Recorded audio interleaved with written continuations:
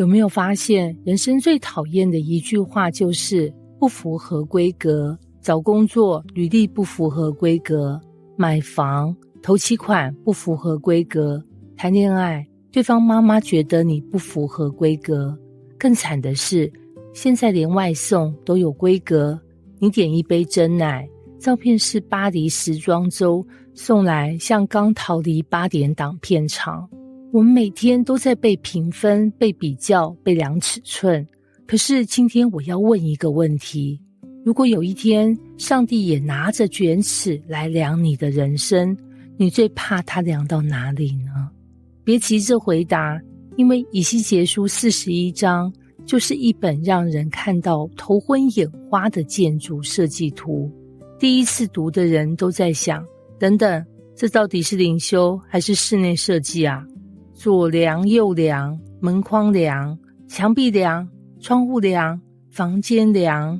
有人讀到第3節就開始懷疑人生，主啊，我是不是打開了建築系教材？然後呢，真正精彩的地方才開始。如果只是蓋房子，聖經根本不用花那麼多篇幅。上帝真正量的不只是聖殿，而是提醒百姓，神不是隨便住進任何地方。我們租房子都會先看照片，神看的是人的生命。很多人說，主啊，求你與我同在。可是另一邊卻說，主啊，等一下，我房間有點亂，你先不要進來。人生也是，我們會整理 IG 首頁，卻很少整理自己的內心首頁。我們會刪聊天記錄，卻捨不得刪苦讀。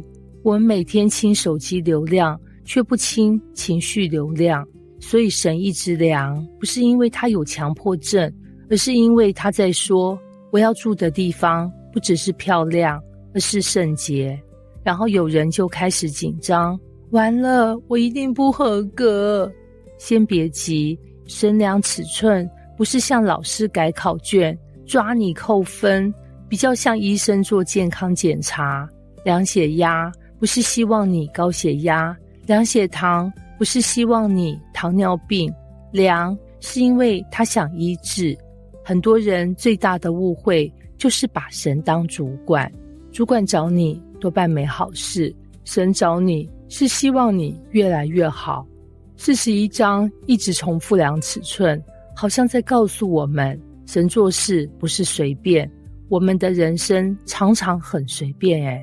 心情好就讀經，心情不好就追劇，心情普通就滑短影音滑到凌晨2點，然後禱告一句，主啊，保守我身體健康。天使都不知道要從哪裡開始保守了。我們期待神蹟，卻討厭紀律，希望成功，卻不想建立習慣，希望婚姻幸福，卻每天只跟手機聊天，希望孩子愛神，卻讓演算法當他的牧師。最後開始問，神啊，為什麼會變成這樣？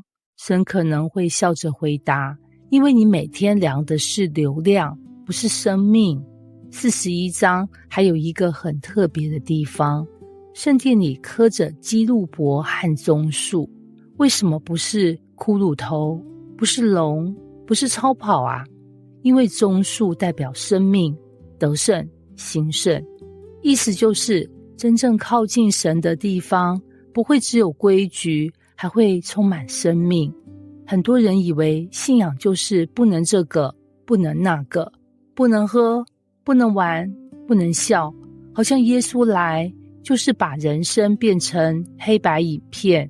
其實不是真正靠近神的人反而越活越自由，不是因為沒有規範，而是因為知道人生真正重要的是什麼。就像手機如果中毒，再自由下載也只是越用越卡，重新整理系統看起來有限制，卻讓它恢復速度。神的聖潔不是限制你，而是修復你。所以今天最大的問題不是神有沒有住在教會，而是神住不住在我的心裡。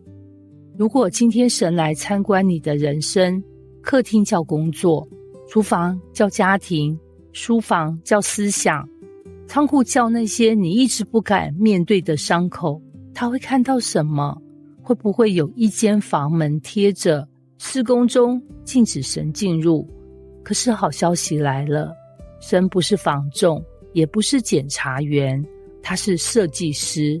他量是為了重建，他拆是為了更新，他修是為了讓榮耀再次充滿。所以以西結書41章不是冷冰冰的尺寸，而是一個充滿盼望的信息。當神開始整理你的生命，不代表他放棄你哦，正因為他愛你，所以他願意重新建造你。金句：神量的不是你的成功，而是你的生命；他修的不是你的面子，而是你的未來。